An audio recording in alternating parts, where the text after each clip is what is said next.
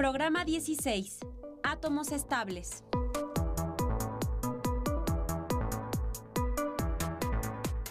En este programa reconoceremos que los átomos pueden ser estables.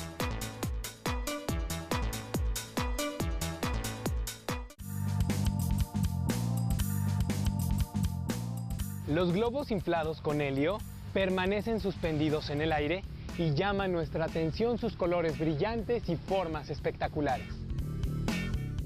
¿Cómo son los átomos y las moléculas del helio? El helio es un gas menos denso que el aire, lo que permite que los globos queden suspendidos en él. Además, los átomos de helio son muy estables, es decir, no se unen con otros átomos. Otros gases similares o mezclas de ellos se emplean en tubos especiales, conocidos como luces de neón. Cada uno de estos gases emite luz de un color particular cuando una corriente eléctrica pasa a través de ellos. Los focos que utilizamos en casa se llenan con argón o kriptón, porque estos elementos no se unen con los átomos del filamento de tungsteno, evitando así que se queme. Por la característica que tienen estos gases de no unirse a otros elementos iguales o diferentes, se les llama gases nobles o inertes.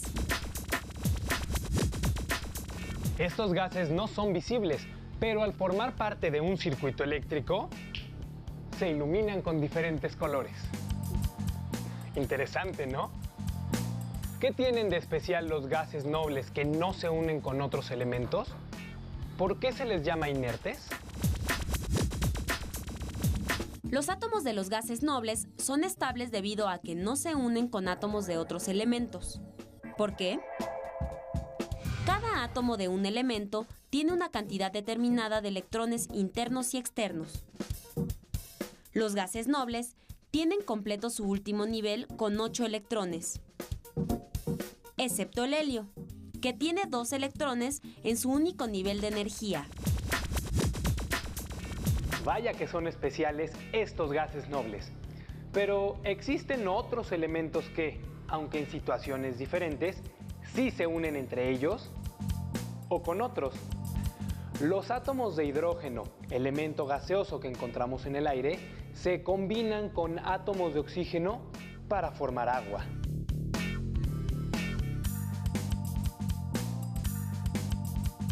Y lo mismo sucede con otros elementos. ¿Por qué ocurre esto? Durante el choque, los átomos tienden a completar su último nivel con 8 electrones, como ocurre en los gases nobles. Esta tendencia se conoce como regla del octeto. Cuando los átomos chocan y se unen entre sí, en ocasiones comparten uno o más de sus electrones externos. Al ocurrir esto, se forma una agrupación estable, una molécula. Existen algunas excepciones a la regla del octeto. Por ejemplo, el helio tiene completo su último nivel con 2 electrones y el hidrógeno también.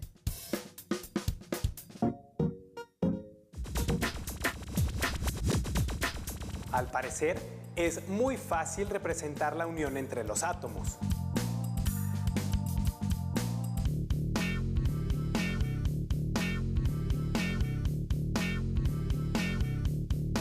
Por ejemplo, los átomos de cloro y de litio pueden compartir un par de electrones. Así se forma la molécula cloro-litio, que es estable.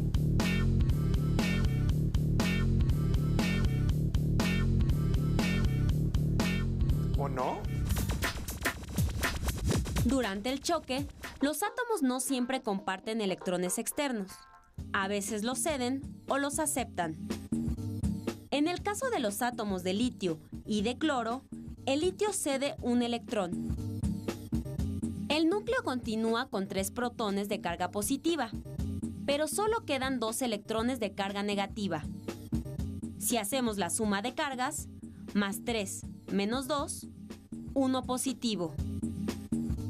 El átomo ha adquirido una carga positiva.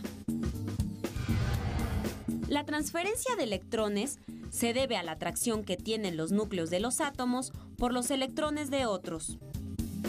Cuando el átomo de cloro acepta el electrón del litio, adquiere carga. Más 17 menos 18 igual a menos 1. Los átomos que han adquirido carga eléctrica se llaman iones y se distinguen como cationes a los positivos y aniones a los negativos. Debido a las cargas eléctricas que han adquirido, los iones ejercen fuerzas electrostáticas entre sí. Cargas contrarias se atraen. Listo. No importa si un átomo cede un electrón y el otro lo acepta, o si entre los dos comparten un par de electrones. Al final, en ambos casos, permanecen estables como los gases nobles. Es curioso el comportamiento de los átomos.